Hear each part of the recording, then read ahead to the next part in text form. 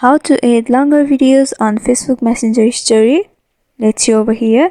Before getting started, subscribe to our channel and hit the bell icon for more updates from us. Now let's begin. So once you are in the home page of Facebook like this, you'll be able to see the create story option at the left hand side of the upper section. So when you tap on it and select a longer video to add on your story, then Facebook will automatically search on your longer videos. So in order to add longer videos, you have to go to your Messenger. For that, you have to go back and open up your Messenger application on your device. And here you will be able to see all of your chat boxes. So you have to select a person and you'll be able to see the various options in the lower button.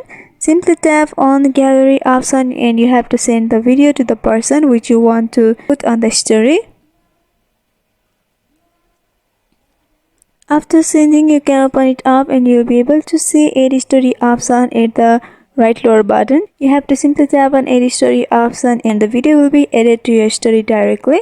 And by doing that, your video length won't be affected on your story. Your video will be uploaded easily. So this is how you can add longer videos on Facebook Messenger story. I hope this video was helpful. If you have got any queries regarding this video, then you can mention down below in the comment section. Thanks for watching.